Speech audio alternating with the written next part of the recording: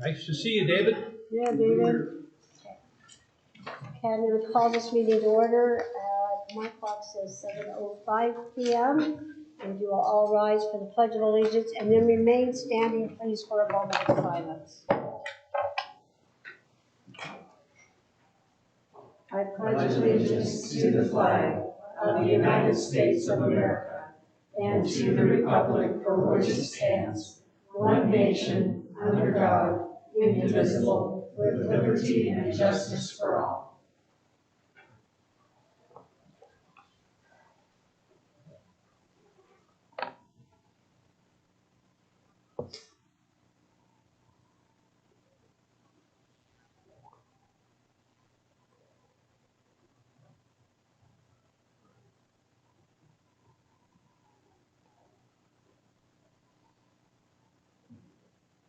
Thank you guys very much. I do appreciate that.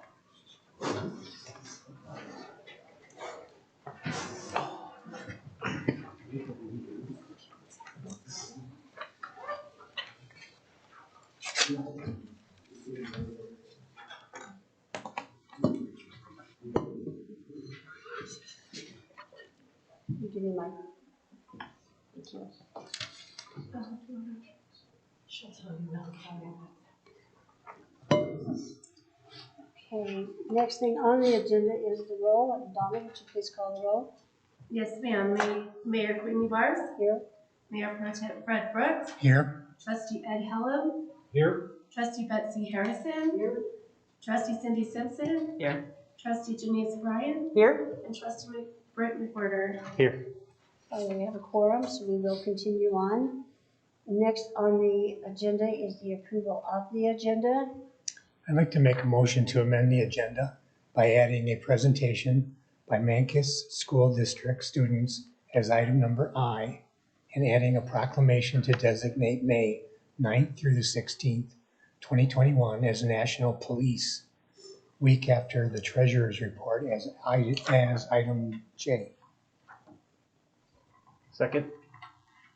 Okay, we have a motion by by Mayor Pro Tem Fred Brooks and a second by Trustee Britt McWhorter to amend the agenda by adding a presentation by the Mancos School District as item I, and adding a proclamation to designate May 9th through 16th, 2021 as National Police Week as item number J. All in favor say aye. Aye. All opposed say no. Okay, motion carries. Next on the agenda is the approval of the minutes of the April 28th, 2021 meeting, and I would entertain a motion. I move we approve the minutes of April 28, 2021 as submitted by staff. I'll second. Okay, we have a motion by Trustee Cindy Simpson and a second by Trustee Janice Bryan to approve the minutes of April 28th, 2021 as presented. All in favor say aye. Aye. All opposed, same sound. Motion carries. Next on the agenda is audience business, and we don't have anybody signed up to speak. So, anybody miss signing up? Okay.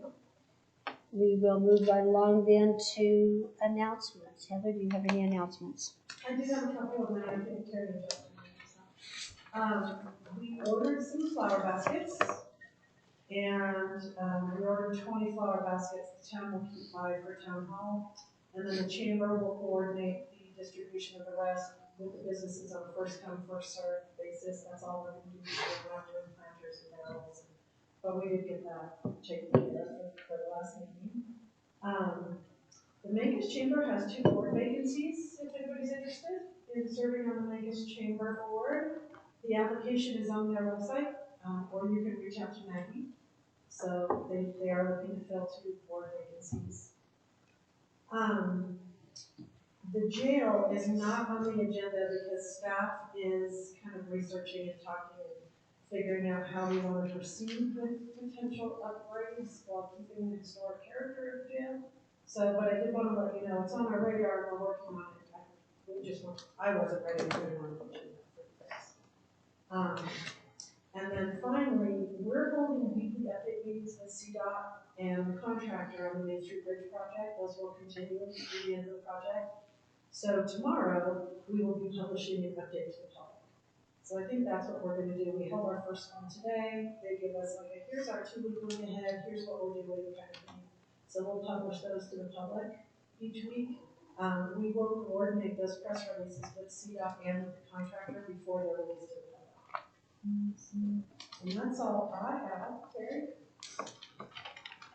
Starting this Saturday, we will begin our pre-yard waste drop-off at the old dump on Road 31 from Maple, and that will be every third Saturday through October. And then we have our first townwide cleanup scheduled for June 10th, 11th, and 12th. And that will be done at the public workshop. And then we will have a second cleanup in August also.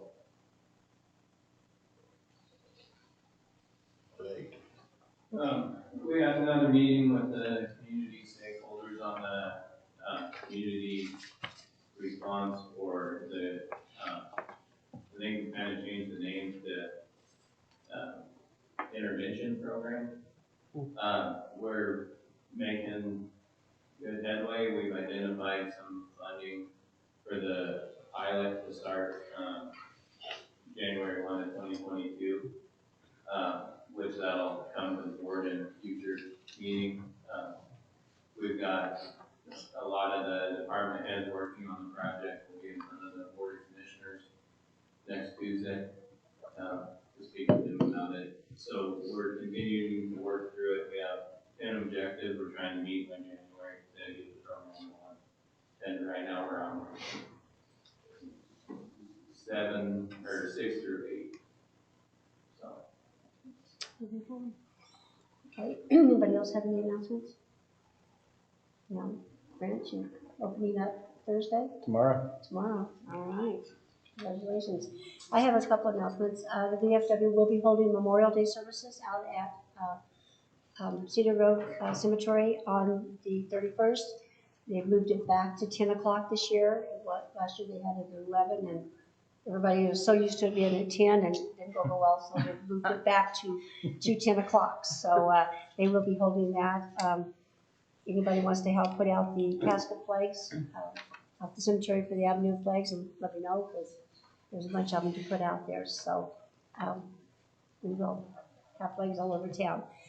Another thing, I asked the board's permission to nominate Heather for the Sam Mamet Good Governance Award. I got this email today, and it was to me and to Heather. It says, "Dear Heather Alvarez, I am pleased to inform you that you were nominated to receive the Colorado Municipal League Sam Mamet Good Governance Award. This award was created in 2019 in honor of retired CML Executive Director Sam Mamet to honor individuals who exemplify and seek to expand the application of principles of good governance. While you were not ultimately selected to receive the award, we were extremely impressed with your nomination and your commitment to good governance. You were nominated for this award by Queenie Bars. Her nomination is attached. We will be honoring all nominees during a luncheon on Thursday, September 23rd at the CML Special Conference. Please provide a photo that we may use during this event. Again, I congratulate you on your nomination." This is from Kevin Balmer, the CML Executive Director. So we will try again next year, but I was very disappointed that you didn't win, but when I talked to Kevin yesterday, he said there was a tremendous amount of applications, and so, but Heather, we still want to get your sent up. So Top in our book. Yeah. top of our book. Thank you so much. I really appreciate it. I just appreciate it. So thank you very much. You bet. And I will send a photo, but I will be on a cruise in the Caribbean, so I will not be A able to. cruise? Oh darn! I will be there, and I will accept you. So you, in actuality, you won. Yes. Yeah, Yes. right. Yes. Yeah. So, Send a picture of yourself while you're on your cruise. They would love Last that. minute. They would love that. well, thank you. Appreciate it. Okay, so next up is the treasurer's report, the April bills and claims. And are there any discussions, or does anybody have any questions? I would entertain a motion. I move we approve the April bills and claims as presented by staff. Second.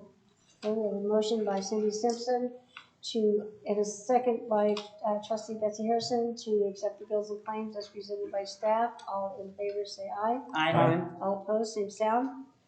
Okay, motion carries.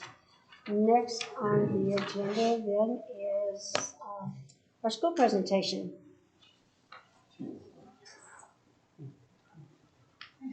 Give us a minute to acknowledge we have something up there for you.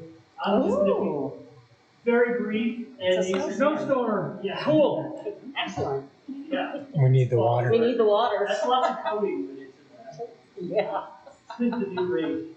But I want to introduce Sophie Echelier and Lily Figueroa, two of our high school students who early in this school year saw what was in front of them, I think, with the online learning platform that even though we were in person, we were using that in case we needed to jump online. And they were just like, this is like child's play kind of stuff. It was, they knew they could do more than that. So they looked for a history project. They're both really into history and local history in particular, and wanted to do something more that was project-based and community-based. So we started having some conversations with Cedar Grove cemetery board members about using the cemetery as kind of an anchor to start a research project and a societal history project. And that's about where I stepped out, other than to just sort of help connect Lily and Sophie with people. And since last fall, they've been just busting their tails, like doing lots of work that they'll tell you about to put together this website. And so much has gone into it. I'm super impressed and proud of them. And they're going to tell you a little bit about it. So, thank you. You're welcome. Alrighty, so like Mr. Britner said, we're Lily and Sophie. We're both sophomores at Mancos High School. And we just had an opportunity with some extra time. And like you said, we are just really both interested in history and Mancos and wanted to do something that we could share with the community. So we started this project October of last year. And we started just talking to different people in Mancos, and we decided that if we were going to start doing some research and sharing, that we would need a website to put it all on. So that's where we started. And so we have just a little bit about Mancos. So we've talked, so far we've talked a lot with some various generations of residents, some various different residents, and we put all of these stories here and our interviews that we have so far on our website here, so you can read them. We have some of these are actual transcripts from our interviews. One of them is more of a kind of paraphrase. Right now we're working on editing the audio, hopefully for another one, so you can actually kind of listen to our interview and listen to the people and have a more personal experience from it. Yeah, so we started with our first interview in December of last year, and then we kind of honed in our interview skills and continued from there. We talked to, I think, 4 or 5 different Mancos residents so far, and then we have these transcripts, like Sophie said, and hopefully some audio files, and it's just been actually just really fun talking to people. Everyone has different stories, and all of their stories are funny and interesting, and very true to Mancos, I think, so that's been an interesting part of it, and then we got to share it with everyone here on the website. And then we also kind of wanted to be a place for the community, so we have this section here where any community member can either with their name or anonymously submit a story that we can therefore put on our website. So it can be just a place for the community to share their stories with others without necessarily having to meet with us and have an actual interview or anything. And if anyone wants to look at this website, it's up there, but it is Cedar Grove societalhistory.com. Yeah, and I don't think we'll have as much time. We're going to be taking some more classes next year, so we're not going to be doing it as much going forward, but we will be accepting and adding any stories we get from our website, and then just hoping to continue and maybe pass it along. So that's pretty much the website. Oh yeah. One of the people that we interviewed had a lot of pictures of Mancos, which we got to add to the website, which is always a fun visual. So we have a gallery there of different photos. Yeah, they show everything from like kind of some construction at like Mesa Verde, we got some railroad photos of the old railroad, the old depots, some old photos on there of the actual town of Mancos. And those are really interesting. So we can see also down here we have some kind of side by sides of kind of what today and what some older photos that we tried to match as closely as we could, just to see how much has changed and how much has happened.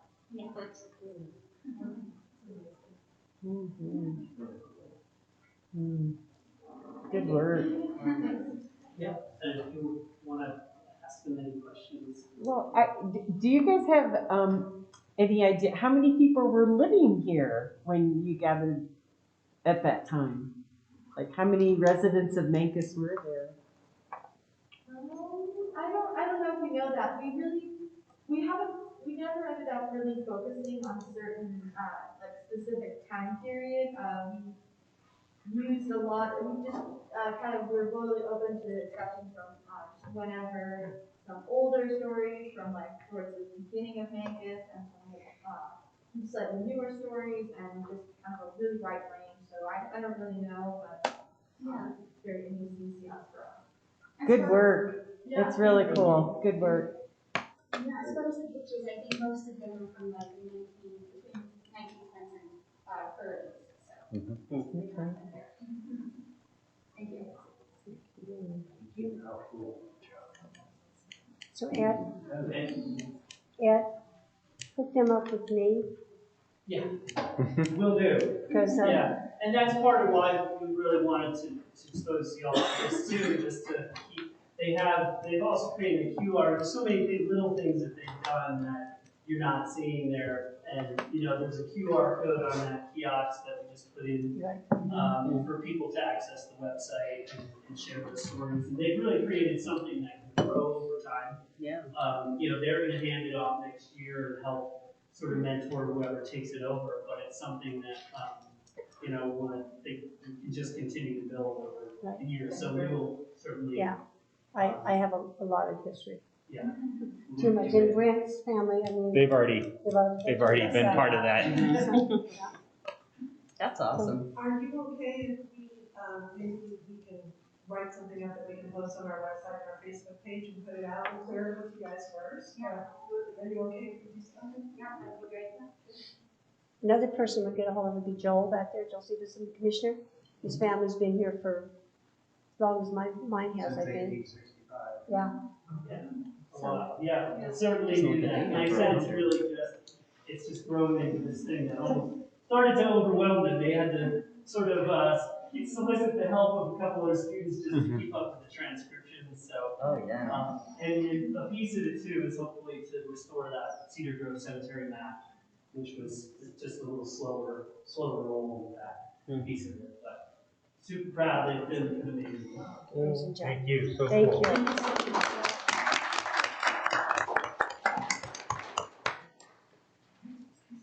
Okay. So next is a proclamation. This is National Police Week, and I wanted to honor our officers in some way.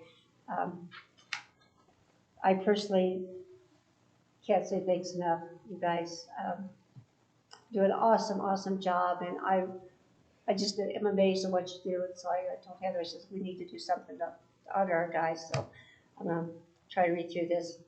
Town of Mancos, proclamation to designate May 9th through 16th, 2021 as National Police Week. Whereas in 1962, President Kennedy proclaimed May 15th as National Peace Officers Memorial Day, and the calendar week in which it falls as National Police Week. Whereas the members of the Mancos Marshal's Office play an important role in safeguarding the rights and freedoms of the citizens of our community. And whereas it is important that all citizens know and understand the problems, duties, and responsibilities of their Marshal's Office, and that members of the department recognize their duty to serve the people by safeguarding life and property, protecting them against violence or disorder, and protecting the innocent against deception and the weak against oppression or intimidation. And whereas our Marshal's Office has grown to be a modern and scientific law enforcement agency which increasingly provides a vital public service.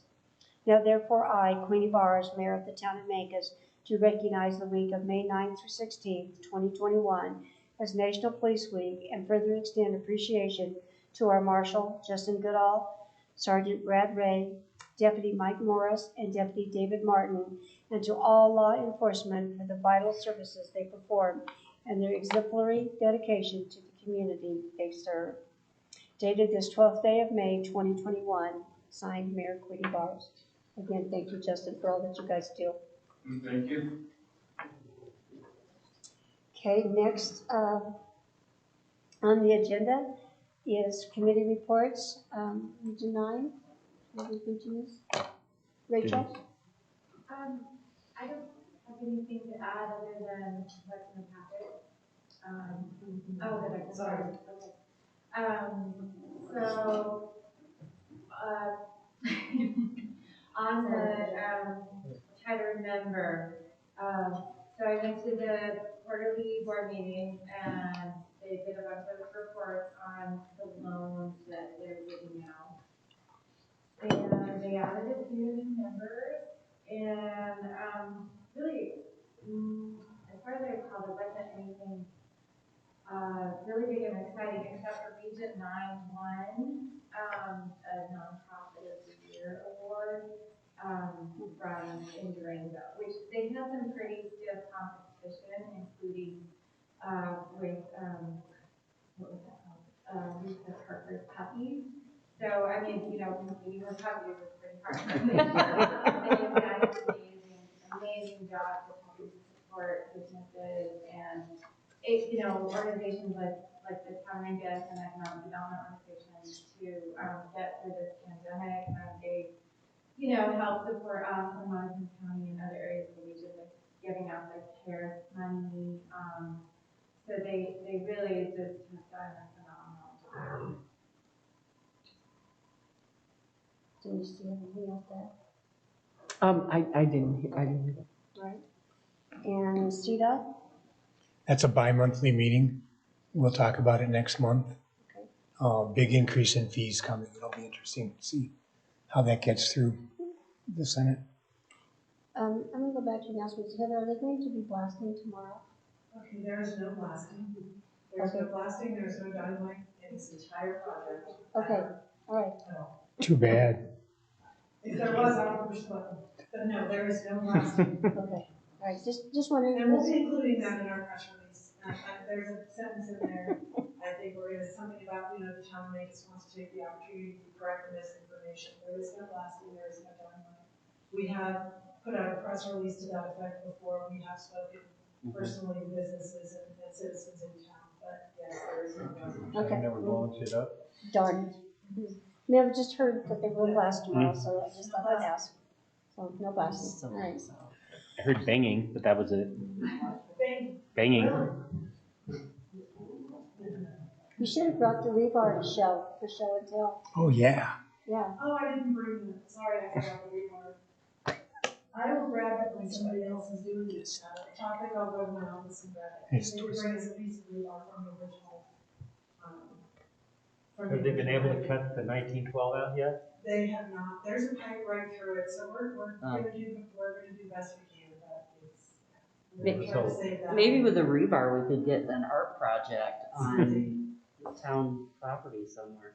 So didn't you say there was actually sidewalks there and they, Yes. I think we, That's okay. I'm sorry, I'm off topic, but. It's all right. What they found is sometime forever ago, the bridge actually had 2 6-foot sidewalks on the side of it.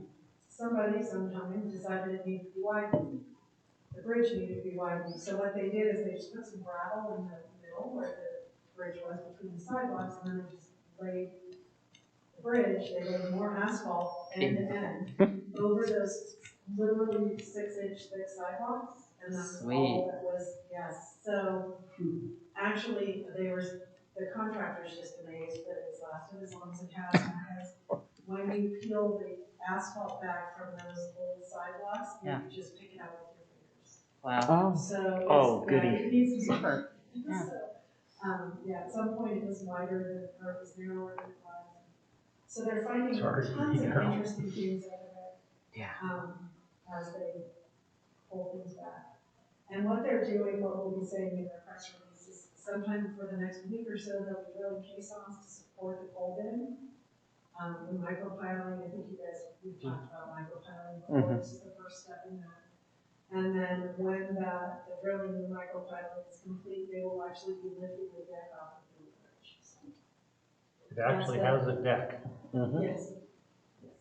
Just not as wide as we thought. Not as supported as we hoped, but yes. So It's been interesting to watch. I mean, there are a lot of people coming to watch. Need to drill holes for the dynamite. Yeah. Yeah. Well, it strikes me that around here, when you do a construction project, lots of times you have to have an archaeologist on point. Yes. And maybe we should have had one for the bridge. So just as a weird aside, on this big I-70 project where they're having I-70 go under an overpass, it's gonna be a school and fields and stuff. In their excavations, they found the skeleton of a camel. So odd things, and so yes, they do use archaeologists quite a lot before they start ripping stuff apart, so, yeah. Wow. It's been interesting, and you're welcome, Dave, the contractor over there. Anytime anybody wants to stop by, do it safely, stay outside the construction zone, but you can get their attention, he's happy to show pictures and take him to the bridge and while it's still there, so, yeah, feel free to stop by and walk you through the project. So this past week, we're not the only bridge that has been shut down, because on I-40 in Oklahoma, the only thoroughfares north and south, a bridge collapsed and they shut the road down north and south. Both lanes, all 4 lanes, because the bridge major cracks, there's 4 or 5 cracks in it. Keep it up, but they shut it down. And so this was big trucks, backed up for miles and miles and miles and miles and miles. So. Oh my gosh. Oh, wow, that's awesome. Whoa. Be careful if you guys are doing that. It's heavy. Oh my gosh. Yes. That's not rebar, that's twisted steel. That is we're not. gonna figure out what to, I'm gonna hold on to it. What a dinosaur. Gotta do something. Isn't that amazing? Yeah, that is just cold twisted steel. That's cool. It's like a bone. Yeah. I got to see it yesterday, so. But I just had that, sorry, I had. It's so interesting. It's just something that we don't get to see every day, so. We'll put it up to everybody in the audience wants to look at it afterwards, please come and do so. Okay, we'll move on to action items. The tree board appointment. Well, then you wanna? And I believe Shannon's here. So we have a vacancy or 2 on our tree board, and Shannon has some info letter of interest I included in your board packet, and she is here to answer any questions, but she did attend the last tree board meeting, and they are asking if you appoint her to the tree board. So vacancy. Yes. If we appoint her, will they have a quorum? Yes. Okay. Yes, they will. And we technically have enough members for a quorum, except one is on vacation for 3 months. So it's been a little. Yeah. So yes. Okay. Well, thank you for stepping up. Yes, thank you. I'm excited. I just moved back to the area, so it'd be nice to be able to get involved a little bit more. Well, we're glad you are. Very much. Anybody have any questions? Anybody have any questions of her? All right, I will entertain a motion. I move we appoint Shannon Hazlip to the tree board. I'll second that. Okay, we have a motion by trustee Britt McWhirter and a second by trustee Ed Allen to appoint Shannon Hazelup to the tree board. Any further discussion? Donna, will you call the roll?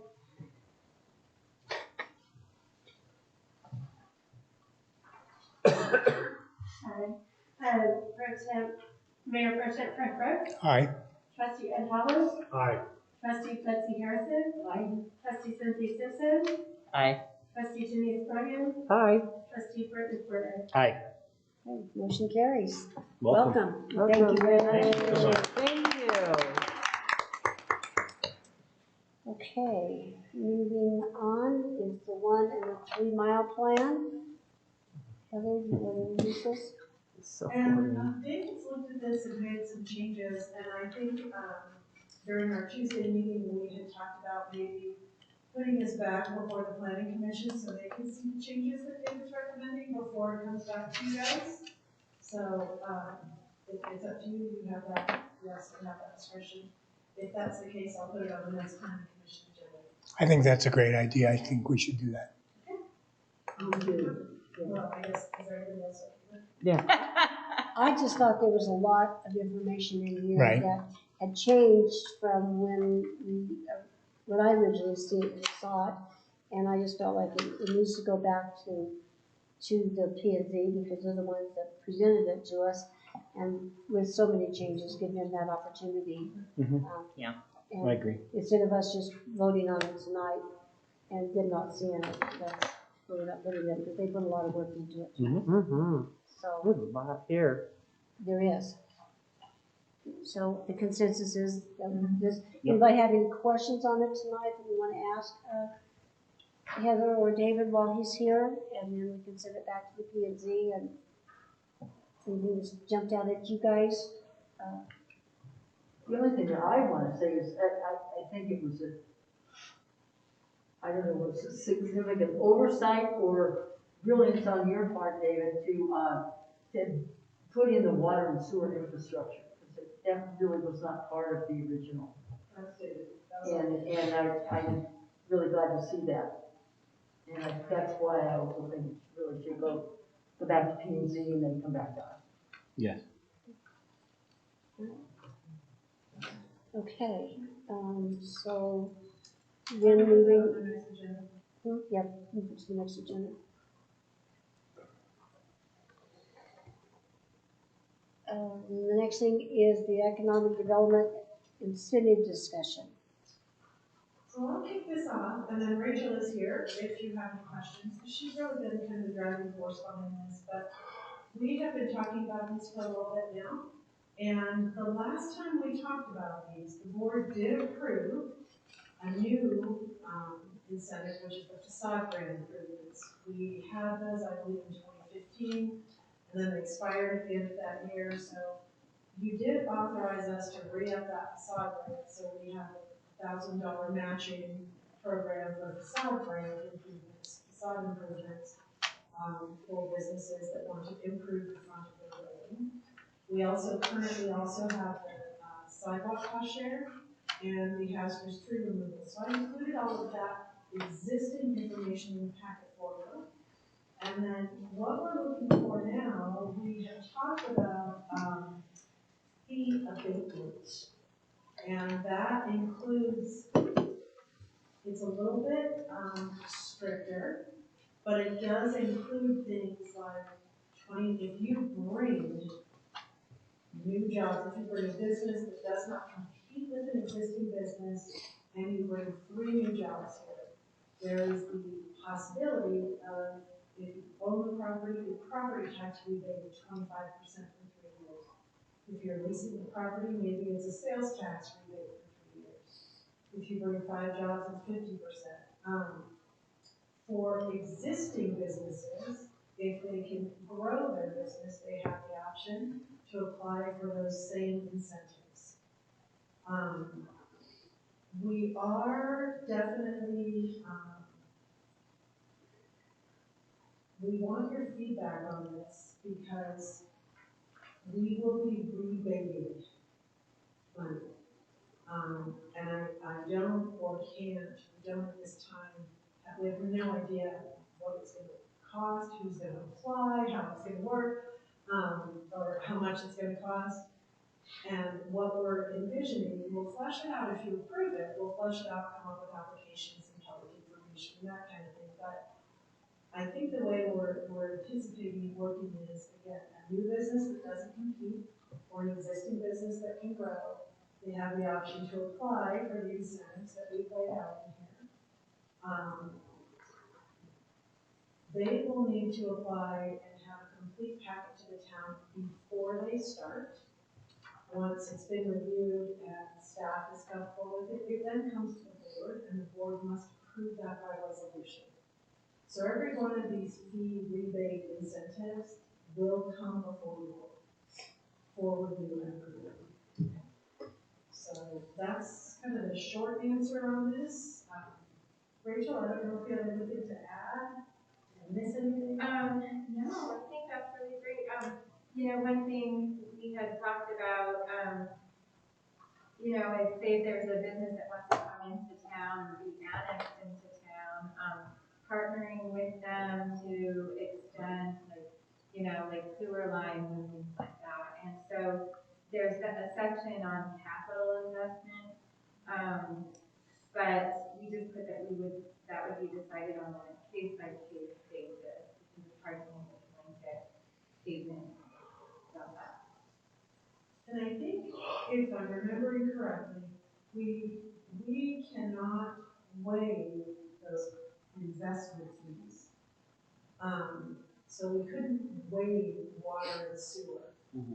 But again, what we could do is rebate sales tax to offset that out of the pocket. So there are ways to accomplish what we want to accomplish without breaking the law. And that's, again, on the case by case, something that we'll consider. And you guys will always, in every instance, have the ultimate. You will make the ultimate decision. You have to. So I have a question on the jobs, and I see here, you know, it's 25% for 3, 50% for 5 or more. Percentage will be based on keeping FTE jobs or increasing jobs each year, which is cool. But I work at a place where we have a lot of FTE positions, but we don't fill them. So I would like to see that tightened up a little bit more. Because I can come in and say, oh, I'm creating 5 jobs, and I can hire 5 people and put on a good show for a couple months, let everybody go, and then just say, oh, I'm having trouble finding people. And I still have those FTEs. You know, Rachel and I talked about that. How are we going to track? What are we going to require as far as proof? Yeah. And short term, quick, kind of like off the cuff, we will be, and what I'm envisioning is you guys can approve this, but we're not going to cut checks. They're still going to have to provide, at the end of each year, they're going to have to provide proof of employment. Okay. Whatever that looks like. Okay. And, you know, it's for up to 3 years. So if they only keep those employees for 12 months, then the second year, they're not eligible. Okay. And that is the type of, that's the type of stuff that we will be including in the frequently asked questions in the public information. Okay. And what I'm thinking is when we get those drafted and approved and good to go, and we've kicked it around, we can bring it back to you.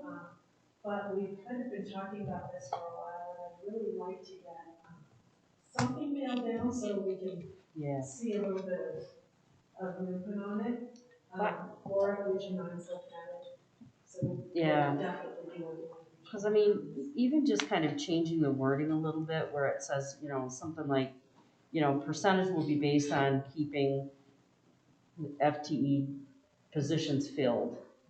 And providing evidence to staff, or, you know, something like that, where we kind of put them on notice right up front that this is not a, you know, gentleman's agreement kind of thing, like you're actually going to show us that you did this. But again, they're not going to get the check till after they've done it the first year. That's correct. Right. So, you know, right. So they will at least keep them employed the first year. In the second year, if they don't have 5 employees, they don't get no check. Right, right, but I think we need to have a mechanism in the rules, Oh, there will be. you know, so if we're, And I'm anticipating for something of this, complexity, I guess would be the word.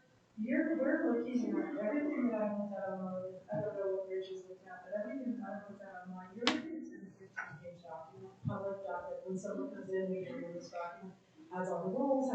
So there's definitely some work to do before we're ready to publish it. But at this point, if you're comfortable with these percentages and these jobs and these, this criteria, I guess, here's what the town is willing to do for you, then we'll get started drafting those public documents, tightening up the language. And like I said, Laura's looking at it and she's speaking at Region 9, so we'll be drafting more of that and stuff. I think this is a crazy question, but I'm gonna ask it anyway. I think the spirit, the intention of this, I think is great, and I definitely should pursue it. I'm just wondering if there's any kind of a way to do a model, you know, so that you would actually have, like, if they came in and had a 2,000 square foot business with blah, blah, blah, you know, on Grand Avenue, the taxes would be and the rebate would be. I don't know if that's too complicated, but it's just, it would be nice to have a sense of Let them know what what the they can dollars and achieve. cents really were. Well, you know what we can do is we can also, we do these sales tax, we can pick a building downtown and look it up on the assessor's website and do that. Perfect. And as far as sales tax goes, we can,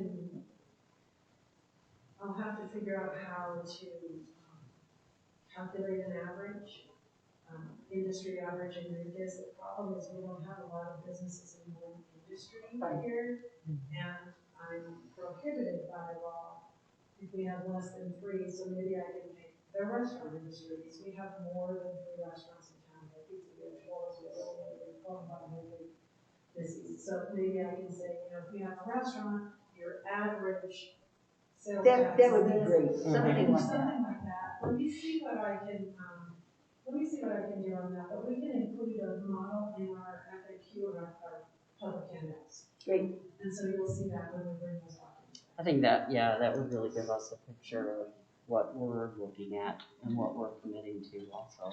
And is it common to do the non-compete?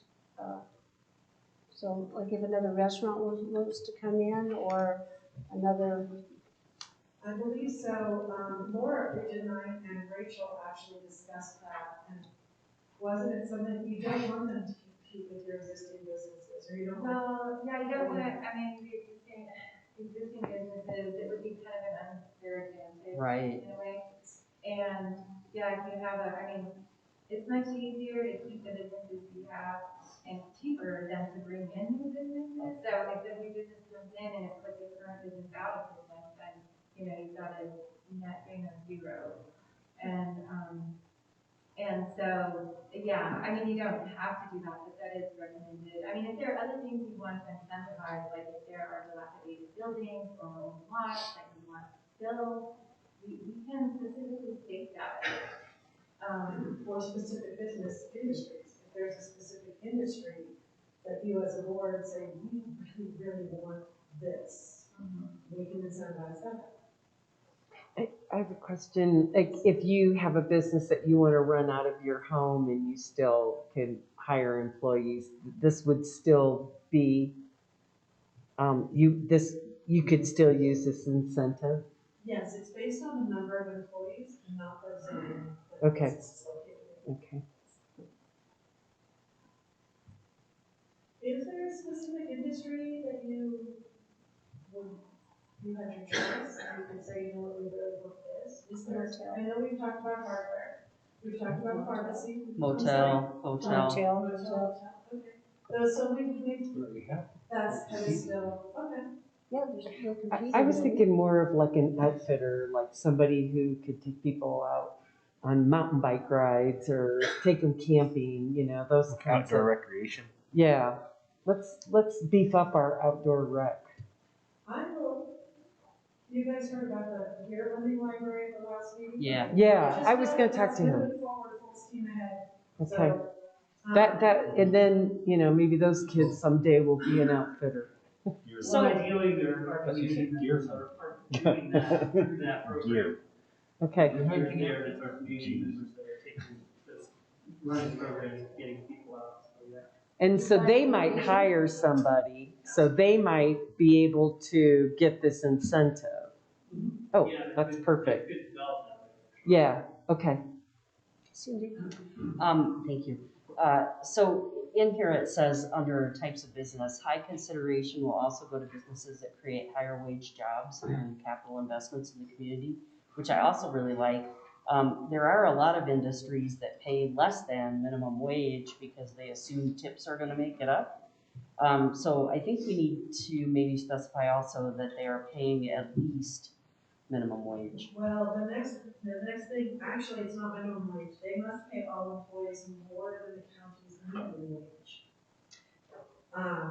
Which is that, Laura does that report for us. Mm-hmm. And that's based on, it's basically a living wage. So they Okay. have to pay a living wage, Okay. which is more than. Okay.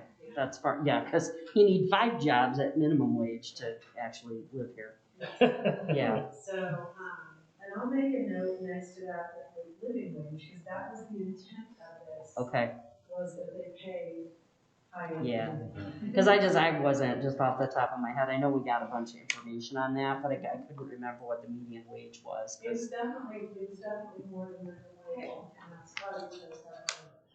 Yeah, I'm trying to remember, it's different in percentages for monthly income, and then there's per capita income, and Yeah.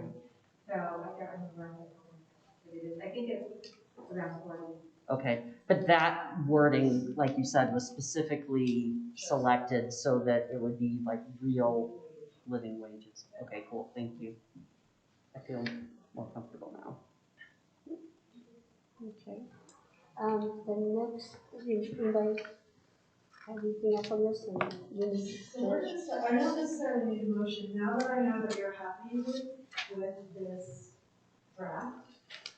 We'll start cranking forward full speed ahead on the actual documents that we can start getting out and start getting this advertised and published and put it out there. But we are gonna need some time to come up with those documents, so, but we will start working on that and make this happen. Thank you. Okay.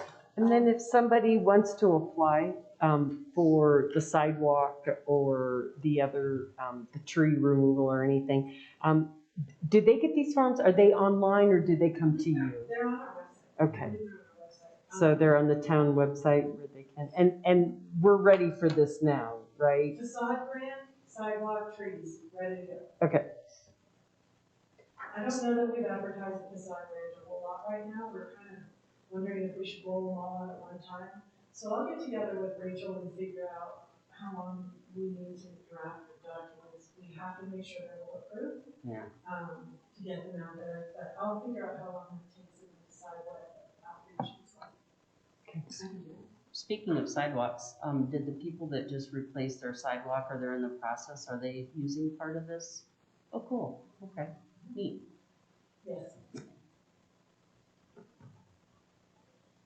Okay, moving right along, the Mancos School Board to board meeting discussion. Heather.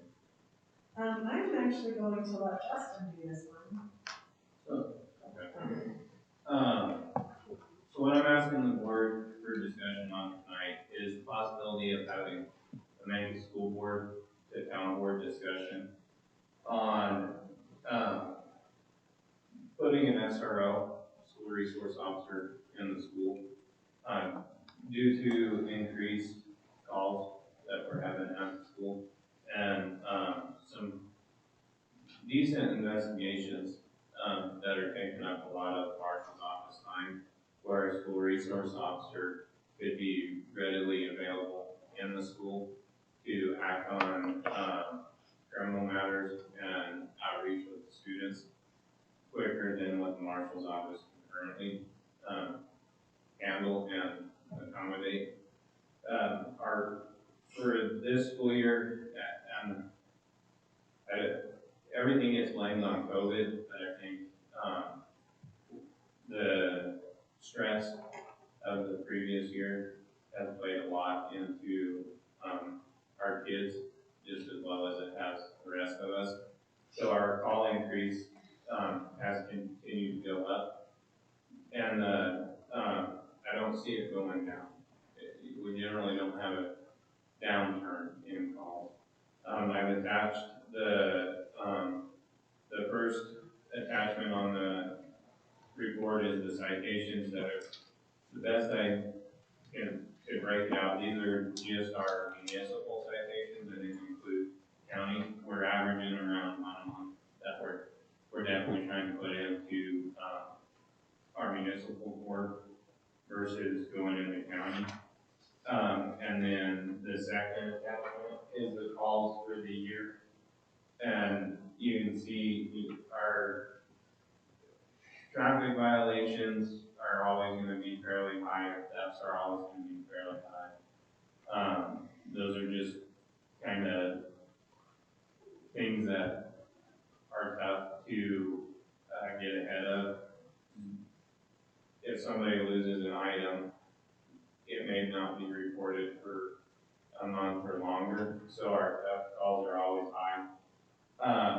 But the alarming one for me this year is our sex assaults are at 6, and that's generally our entire year, and on the 5 month thing.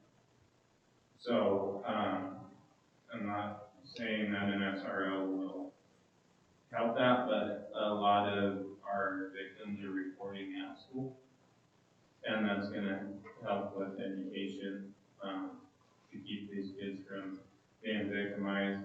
The other thing is our assaults have also mainly come out of the school. These kids are frustrated, they're fighting with each other. So 9 of the 74 calls that that are included in this report have directly been reported to us from the school. And this goes into how well the marshal's office and the school work together. We try and trauma informed. We're very close with the school counselors, administration, to make sure our kids are taken care of to the best of the school's ability and the marshal's office ability. So the main point of the discussion is, if the board is willing to have this discussion, we don't know what the financial impact would be, and if we could partner with the school and the town to get a resource officer in there for our kids, I think it's time that we have to do it. It's not should we do this, we have to do it. So any questions the board has, I will answer what I can, as long as it's not a current investigation. Okay. Yeah, who would actually be the employer? And or who would the person report to? They would report to the marshal's office. Because the school can't employ a certified officer. Okay. They have to come under our umbrella for post requirements training. Now, what they would do is my idea is that a resource officer would be in the school from Monday through Thursday, 8 a.m. till 4 p.m., just like the school staff is. And that's their work week. If it's a school holiday, Thanksgiving, winter break, spring break, we use them as our additional officer for the town. Then in the summer, that gives us a different additional officer for further code enforcement, Mancos days, other projects. But it also would free me up to continue working on directives that the board has asked me to do as a marshal.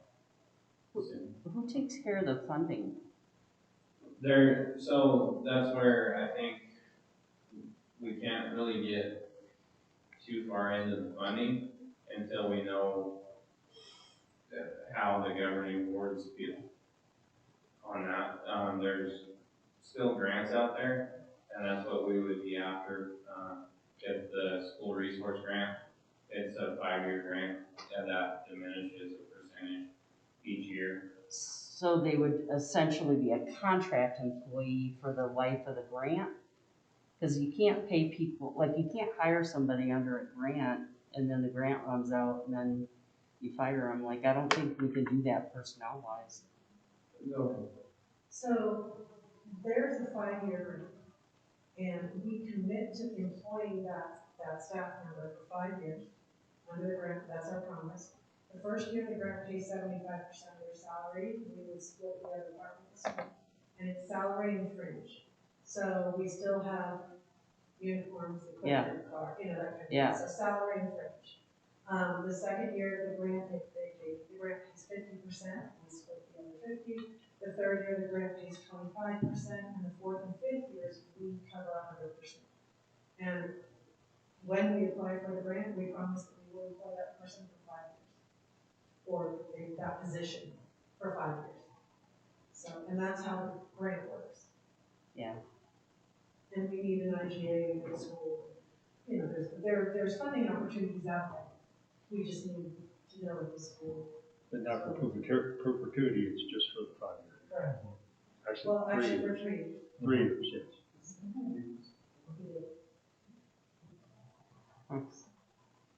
Have you approached the school at all? Has anyone approached the school on this idea? Mm-hmm. Yes, I've been in the school a lot, and I'm pushing very hard, and the school administration backs me. Now, with the new superintendent, that's a wild card, because we don't know. But when I present the issues that the school and the marshal's office have continued to work on and develop plans for, I don't see how they can tell us no. Again, we all work with a limited budget, and that's where before we push too hard and do a lot of research and grant funding, I want to make sure that the governing boards are on board with this and are willing to take on the discussion amongst themselves and ensure that we can place an adequate school resource officer in there. And one thing I promised the school and I've promised the board is that position will be the highest trained in this office. They're going to have CIT training. They're going to have advanced medical other than CPR first aid. I want them to be essentially first responder certified to handle trauma at the school faster than waiting for the fire department or an ambulance to get there. Their marksmanship is going to have to be through the roof because we have our most precious resource for any community that they're protecting. And then they're going to have to be able to handle themselves very adequately and professionally at all times. So that gives Sergeant Ray and I talked about this, and we have a plan. If this goes forward, I'd like to dedicate 6 months of training to this individual before day 1 in school. So if we can get this budgeted for the next year, we're not looking at putting somebody in that school until the spring semester of 2020 at the earliest. Well, I know you guys have a great relationship with the kids, and I see the deputies playing basketball, and I just stopped at the school, and the kids are swarmed to that park. I know at Easter egg hunt, Brad was up in the park, and all the kids just go and he gets out of the car and then they swarm him. You know, so they have a great relationship with the kids, and I think that's very, very important because then the kids feel comfortable talking to them in any situation. And we've got some major situations in our community, so it's good that you guys have that relationship with them. Sadly, I think it's needed. It's gonna come down to funding, but I think we should have that talk. And that's all I could ever ask for, is to have the discussion. Right. I agree wholeheartedly. I think I think anything we could do to bring an officer in there that the kids feel safe with and that they feel like they can talk to, and it's only gonna make our marshals have better outreach with the kids in the community as well. It's not something to fear, it's somebody that they can talk to. I think that's a great thing. Cindy? Yeah, I think it's worth the discussion and see if we can work out, the specifics. Denise? I think it's definitely worth the discussion. As someone who's worked in the schools, we had a SRO, and they're great.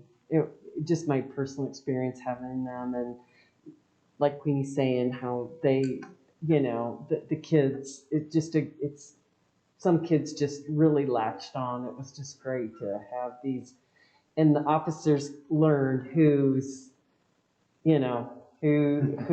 maybe not tracking as well. And so that was always great. And as the school nurse personally, they went and did puberty ed for the boys. Because I could never find a male teacher to do it. And so I would ask the SROs, and they were like, okay, Nurse Janice, I'll do that. That's it. That might be more information than just. We'll prepare them. Well, there's another training you need to send. That may take more than 6 months. Yeah, we're looking at least Well, a year. probably some of our marshals don't have gone through that yet themselves, so fun. So, that's it. I'm fine. I think it's really essential, and I'm glad to hear your emphasis on training, because what we know, if we haven't worked in the school like Janice has, what we know is what we read in the newspaper, and some of the people that have been placed in schools, you might as well not have done it, So I'm really glad to hear about the emphasis on the training. Yeah. Ed? I think it's time to do some discussion. Yes, and discussion. That may be part of So, you guys set it up and let us know, and if it has to be a special meeting or something, let us know. That we may have to meet when the school board meets or whatever. At least we'll open the door to a Yeah. conversation. See what happens. Yeah. Definitely. So one of my concerns, if I can, Mhm. just, I was the kind of kid that I would love the school resource officer because I was a total nerd. I followed all the rules, blah, blah. But I also know, having grown up and opening my eyes to other kinds of kids, there's a lot of kids that are afraid of law enforcement because their parents are incarcerated. Maybe their parents have illegal status, maybe the kids have illegal status in terms of immigration. And so I want to make sure that while some kids may be really delighted and swarming the officers, there may be a contingent of kids that aren't, and do we lose them, and do they not get educated? And so if you can come to the meeting with any kind of information on how we handle that, because I don't want to be in a situation where we're actually driving some of the kids out of school because they're probably the ones that are really marginalized and probably really need it. They need school. So the simple answer to that is an SRO is not there to enforce any school policy on children. They're there to be a presence, and they're a force multiplier for the school. Mm-hmm. So as long, if it's a simple assault, a third degree assault, just two kids having a fight on the playground, that is not a law enforcement issue. That's a school policy issue. The school can enforce stricter disciplinary than the DA's office will ever do to the child. We're just there to ensure the safety. The law enforcement's role is only there for the safety of the students in the facility. Yeah. So, as our mental health issues continue to rise, they're there to be the buffer so the children don't see a mental health issue. They're strictly a force multiplier for the school. By no means will any member of this staff go in and single out any children in the school. They're there to learn, and so that's the easiest way I can answer that, and that's where it comes to the training that I want. And I'm not suggesting that the officer would single them out. What I'm saying is they're gonna have this inherent fear, and then schools is suddenly a hostile place. Well, and I'm sorry, I was gonna say. And so it's just a concern, and so if you can come to the meeting with any kind of information on, how do we educate kids, about exactly what you were just saying. They're not here to spy on you, they're not here to report your parents, that kind of thing.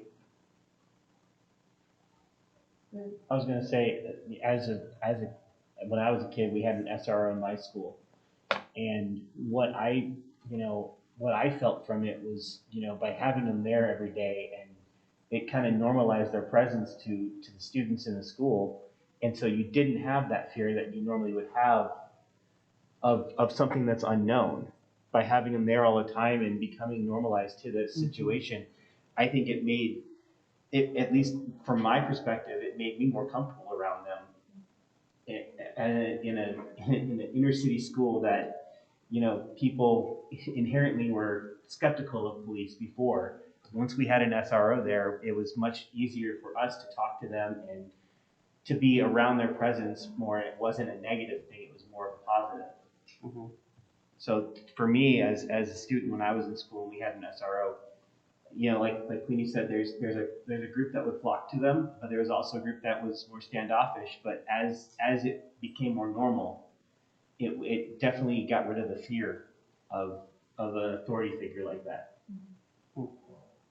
Yeah, that's what I was going to reiterate on that, is exactly at the beginning, it's a new front.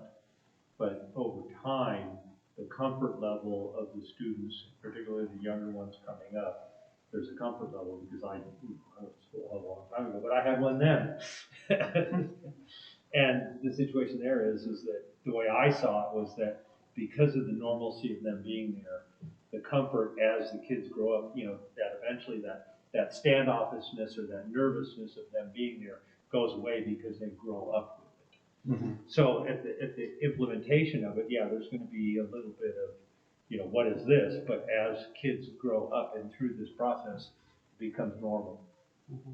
But there's also that fear with adults, the implementation. Sure. I mean, when we brought on, the third and fourth deputy, there was people in town, you got 3, 4 deputies, oh my goodness, what's going on in town? And it just, now they know, and it's just accepted, and it's a great thing. I think it's just being here and being the presence makes all the difference in the world. And I would not be surprised if, like Cindy's point, if that's not already included in the training. Do you know what I'm saying? Mm-hmm. Because they're going to go through specialized training. Mm-hmm. I wouldn't be surprised if that's not already included, but we will keep that in mind. Yeah. You know what I'm saying? Yeah, because there's a wide range of students, and I wouldn't be surprised if it's already included. The school resource officer training is in Island Ranch, and if I remember right, Cindy's 2 full weeks specialized just for a school resource officer. So that's kind of, that would have to happen prior to any other training, but I do want the critical incident training there's a wide range of mental health issues in any community. Right. And so, an officer needs to be able to identify that and talk to each person differently, because there's no one call that's the same. Yeah. Just like there's no traffic stop that's the same. You treat each traffic stop as a personal event, and it keeps it safer for everybody. So, We'll work on moving. okay, let us know. All right, moving on then, the items for our May 26th, 2021 agenda, we're going to renew the 3 mile plan back. If the BMZ is ready to send it back to us, they may want a couple months on it. We'll see what they've got. The Mancos School History presentation, they came tonight, so that's off. We have the Pride Month proclamation. Does anybody else have anything at the next meeting? Fred?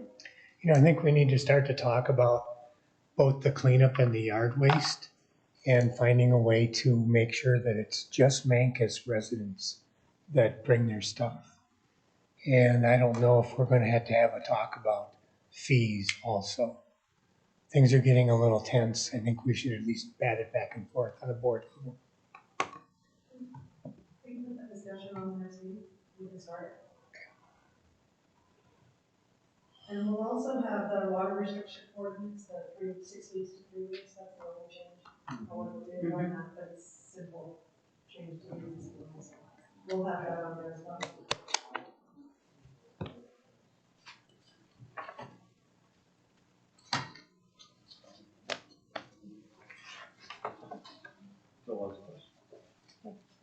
Joe? Just on your yard waste up there, if there's any way we could get that to the Cortez landfill, we have the composting deal down there now. And they're always looking for material for that composting deal. So, Composting deal.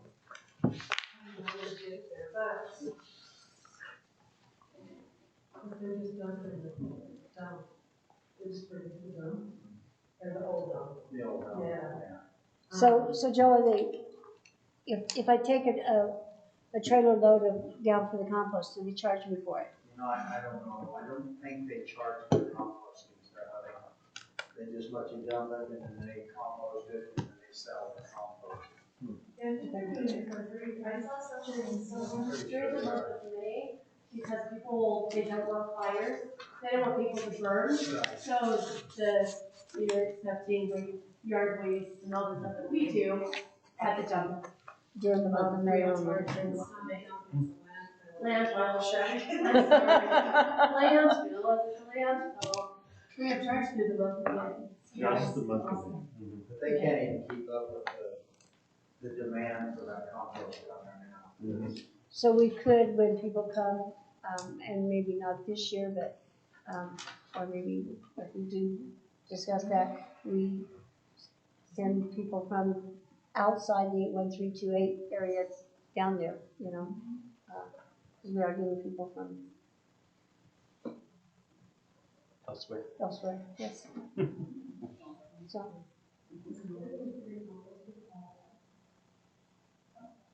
Okay. I'll put the clean up and yard waste discussion on the next agenda for Fred. And then, I want to talk to Terry. We'll talk tomorrow after this. I just have some ideas, so we'll talk tomorrow or next week. Because if we've got until the next agenda. But, all right, we'll put that on there for you. Anything else anybody wants? We do have our retreat, May 22nd. I did forget to say that during the announcements. May 22nd at 8:30 in the morning. I'm assuming we'll feed you. So we'll work that out before the meeting. We'll feed you breakfast and lunch, because I think it's 8:30 to 2. It's 8:30 to 2. Okay. So. Okay. Anybody else have anything else? All right. I will entertain a motion to adjourn. So moved. All right. Adjourned.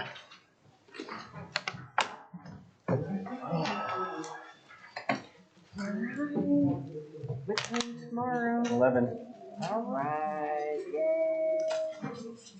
People want reservations, huh? guys wanna order like some takeaways from the place for the retreat? Or would you like me to just get like what they stuff? Yeah, why don't we try out the new person account, see if they're really good? Yeah. For breakfast. The board's spending money on a board